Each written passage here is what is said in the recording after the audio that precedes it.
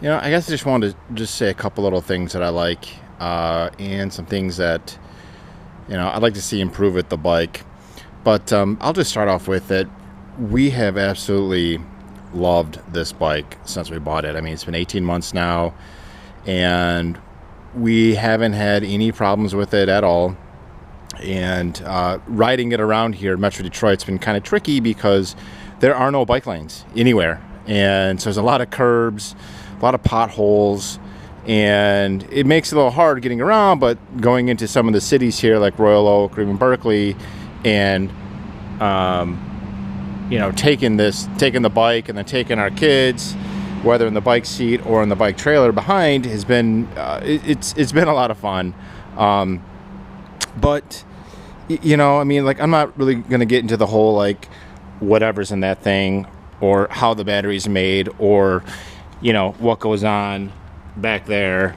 I don't really think that's all that important.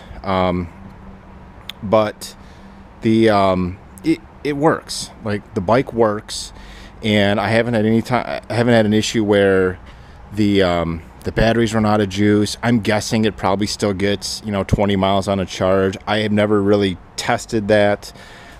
When it gets down to like 1 bar, I'll go plug it in and it's fine. A couple things I'd like to see maybe improved upon, like my bell no longer works, or it sort of works. The brakes are really good, but you can definitely tell when you're slowing down. Like, you can hear the brakes working because it's a heavy bike, and then plus my weight too. The fenders, I can't stand these things. They come loose every time that you hit a pothole, and I hit a lot of them around here, and they move and they start rubbing on here, and it kind of gets annoying. And they're tied into like these things right here that kind of, these go in and they tighten on them, but they get loose all the time. I kind of wish, or actually, the bike post here, this thing cracked on me the very first day. The bike seat, it goes up and down, and it'll fall on me. Andrea will be on it. She's a bit shorter than me, and there has to be a better design for this. Like, this is cracked, and if I take this out, then it doesn't hold well and the thing goes down. I just wish there was a better way to design that. The battery is really easy to get on and off. You just turn this forward, pop that up, and it's super simple to charge and to take out. I would like to see if they could build or maybe make an attachment for a bike trailer.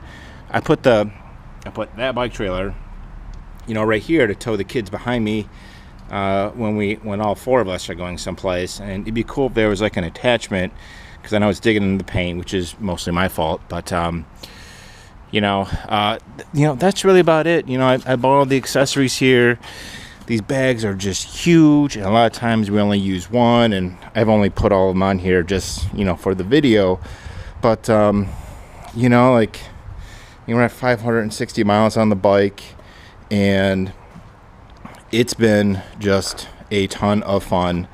And we're gonna keep using this thing, for as long as we can. And that's really about it, though. That's pretty much all I gotta say. And hope you liked the video, and if you have any questions, just feel free to leave a comment below. All right, thanks. Bye.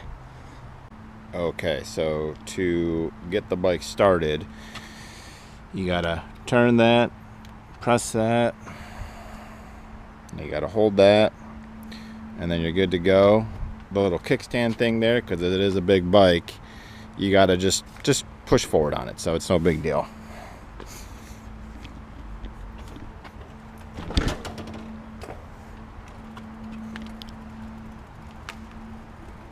Away we go. So what I probably like most about the bike is how easy it is to get going. Right now I'm in the lowest setting. You see it says passenger 1. and it goes up to number 5. There's almost no reason to ever be in level 5. Number 1's good enough, and as you can see, I'm doing about 12 miles an hour right now, and I'm barely even pedaling. Now, one of the neat things about the bike here is the throttle. That guy. So even in number 1, you can see I'm cooking up about 17 miles an hour right now, 18, 19, and it hits 20 and then it stops because it's governed. Okay, so one of the coolest things about the bike is when you get to an intersection like this, trying to just go and pedal is a bit tough just because the bike is 75 pounds, you know, plus my weight, and if I have one of my kids behind me in the bike. So having the throttle in this situation is key because I'm not even pedaling, and I can throttle up to, 20 if I want, but typically I get to 10, lay off the throttle, and then just lightly pedal. And I'm at 14 miles an hour in the lowest setting, just cruising through the neighborhood, and it makes a really heavy bike feel very light, knowing how much power that you're getting from this. So one of the downsides to this bike is that it has no suspension, and that's by design because they want the bike to be able to basically flex every time you hit something.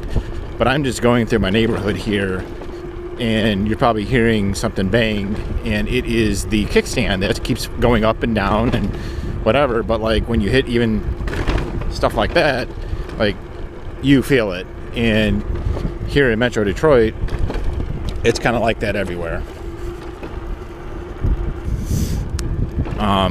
But now one of the things, like there are the 5 levels of juice here on it, and all you do is you hit this button right here,